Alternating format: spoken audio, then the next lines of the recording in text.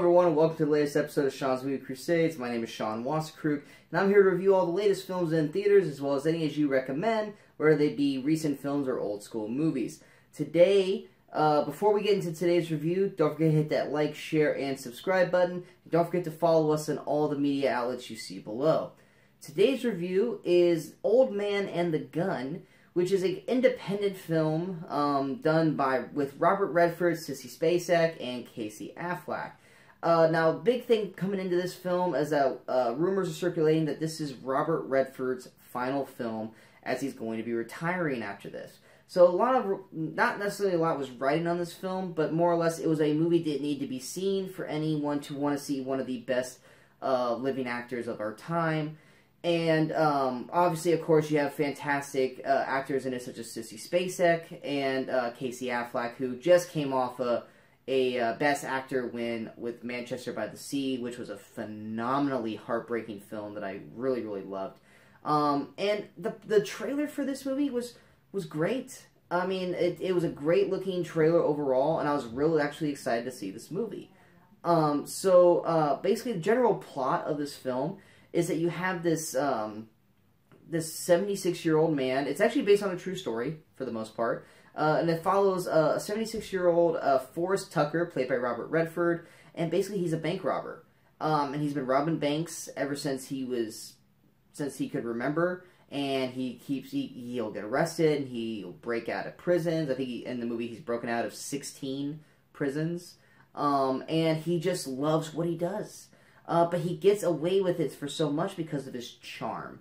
Every time he robs a place and the cops question the bank, they always keep saying that he was he was a genuine gentleman, and that he was very nice and sweet and charming. And that's how he gets away with it for so much, because it doesn't seem like he ever uses his gun, and he just is such a nice guy to them while robbing them, that they really aren't that upset that they get robbed. Basically, on the run, one day from a job, he runs into Sissy Spacek, who has her truck pulled over on the side of the road, and then he develops a relationship with her.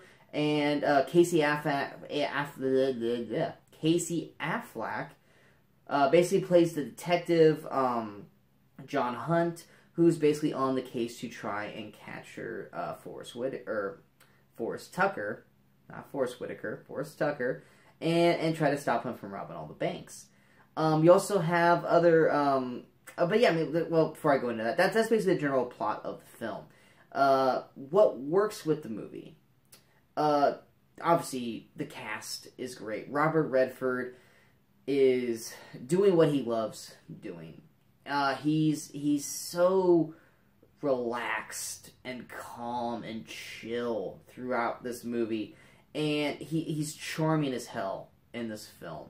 And his scenes with Sissy Spacek are a delight. I mean, everything just goes so smooth and quiet through this film. Like, there's never even the car chases or the robberies themselves.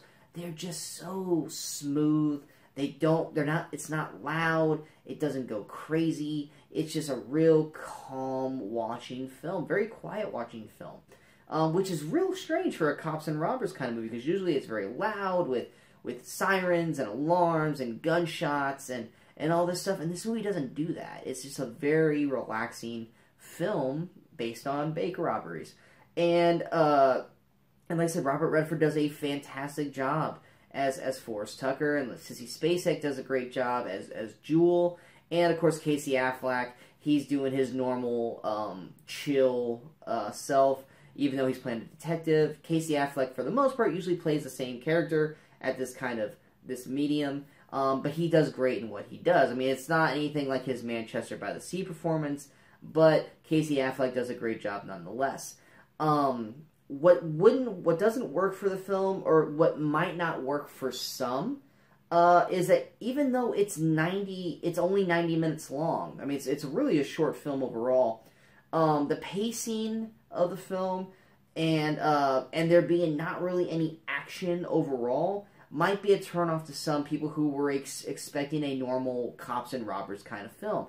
Because, like I said, in the things that work, it's a very It's a very calm, chilled film about bank robbing, and it does not go into that super action kind of way. So there are some times in the movie where it really slows down, and you're just kind of waiting for something to happen, and it's just great character development between these characters, which some people just might not want to see. And like I said, the part of there being no loud action sequences or action set pieces might disappoint some people.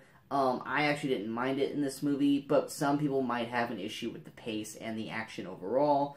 And there are certain characters in the film, I'm not going to mention who they are, that you don't really see a finality to them. I mean, they're in the movie in multiple scenes, and they're connected to the main characters, but they just kind of disappear, and you don't really see what happens to them overall. So that was something that I felt they probably should have given us some conclusion on, and maybe they didn't give a conclusion because we don't know what happened to that character in real life, because like I said, this is based on a true story. But yeah, that bugged me. There's one particular character where I was like, what happened to this character? This is an important character, and we never found out what happened to them. And so that was kind of annoying in its own right. But, like I said, overall, this is a delightful film that does a great character story of not just Forrest Tucker, but Robert Redford as an actor. It's like I said, it's great casting all around between Sissy Spacek, Casey Affleck, also Donald Glover and Tom Waits are also in it. They do great in their small roles. But this movie is all about Robert Redford and basically him going out on top as a fantastic actor and him just doing what he loves. And at the end of the film, no spoiler, but it's almost kind of like a dedication to him as a film actor in his own right, and you guys will see it when it happens. But it's a very beautiful send off to an amazing actor, and he does just like Forrest Tucker. He does it with a big smile on his face.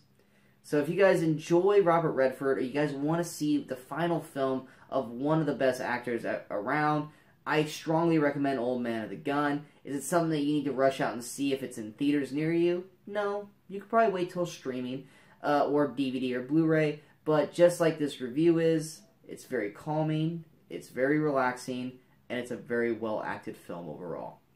Well, I hope you guys enjoyed this review, and if you guys did, go ahead and hit that like button.